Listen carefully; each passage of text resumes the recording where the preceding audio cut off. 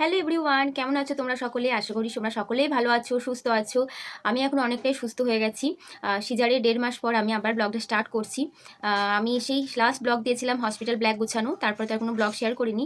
তারপরে ছোটো ছোটো ক্লিপস আমি শর্টসের মাধ্যমে শেয়ার করেছি, তোমরা তো অনেকেই হয়তো জেনেই গেছো। 4 সেপ্টেম্বর আমার বেবি গার্ল হয়েছে। তো আমরা এখন দুজনেই সুস্থ আছি। তো ভাবলাম যে আমার এই জার্নিটা কেমন চলছে, কীভাবে এখন সময় কাটাচ্ছি 2 সন্তানকে নিয়ে, আমার বড় ছেলে, আমার ছোটো মেয়েকে নিয়ে কীভাবে চলছে। তো ছোটো ছোটো কিছু তোমাদের সাথে শেয়ার করবো, আমার এই জার্নিটা তোমাদের সাথে শেয়ার করব। তো ওই যে দেখো মশারির ভেতরে আমার পুচকিটা ঘুমোচ্ছে এখন। আর বিকালে যেহেতু আমি ভিডিওটা করেছি তো দুজনেই ঘুমোচ্ছে, আমার ছেলেও ঘুমোচ্ছে, মেয়েও ঘুমোচ্ছে। আর এই যে দেখো এখন বোঝা যাচ্ছে না খুব একটা লাইটের আলোতে। আর এখন বাজে হচ্ছে 5টা, ওই যে দেখো বিকেল 5টা। তো এই সময়তেই ভিডিওটা আমি শ্যুট করছিলাম। তো চলো আমি এখন কিছু কথা তোমাদের সাথে শেয়ার করব। এখন বিকেল থেকে আমি তো প্রথমেই বলি আমার গত সপ্তাহে আমার বেবি হয়েছিল। তো আমার হয়েছিল একদম 38 সপ্তাহে, 38 সপ্তাহ চলছিল, তখনই আমার ডেট দিয়েছিল 4 সেপ্টেম্বর, বৃহস্পতিবার ছিল সেদিন। তো সেই ডেটেই আমি অ্যাডমিশন হয়ে গেছিলাম ডক্টরের ডেট অনুযায়ী। তো আমার যেহেতু কোনো আগে থেকে কোনো হাই প্রেশার বলো বা থাইরয়েড বা সুগার এসব কোনো ছিল না, নর্মাল ছিল, সব কিছু আমার নর্মাল ছিল। তো নর্মালি আমার সিজার হয়েছে। কোনো রকম ওই সিজারের সময় যে অক্সিজেন দেয় এগুলো দেয়, সেগুলো কোনো দেয়নি আমার ক্ষেত্রে।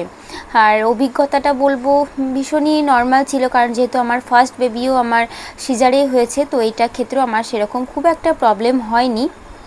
হ্যাঁ, তো যে একটু ভয় ভয় করছিল, তো ওটা একটু তো কষ্ট যেটা হয় ম্যাক্সিমাম একটা সিজারের পর, তো 7 দিন মতন একটু তো ব্যথা থাকবে, তো সে ব্যথাটুকুই ছিল।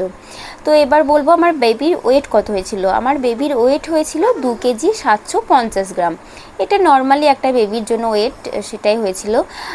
তো যাই হোক, ওই যে 4 দিন ছিলাম নার্সিংহোমে, তো সেদিনই ওই 4 দিনই আমাকে নার্সরা ড্রেসিং করে দিয়েছিল। আর তারপরে বলি আমার কিন্তু সেলাই দেয়নি, আমাকে চিট দিয়েছিল ওপরে, ঠিক আছে। তো নার্সরা বলেছিল যে এটা বাড়ি গিয়ে চিটটা 7 দিন পর চিটটা খুলে সাবান জল দিয়ে ধুয়ে ফেলতে।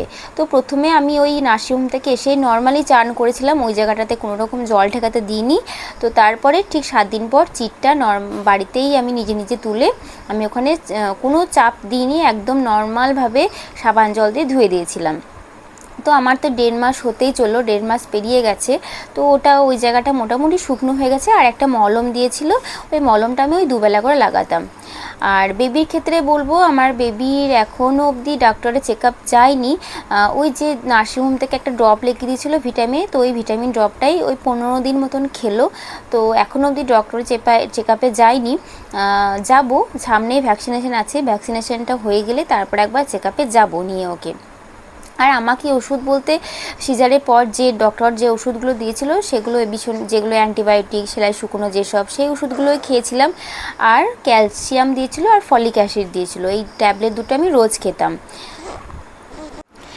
আর হচ্ছে সিজারের পর আমি কি খাওয়া দাওয়া করেছি, কি খেলে তাড়াতাড়ি সেলাইটা শুকিয়ে যায়, আমার বেবি ব্রেস্টফিড করছে না ফর্মুলা খাচ্ছে, কিভাবে কি করছি না করছি সেটা পরের কোনো একটা ভিডিওতে আবার শেয়ার করব।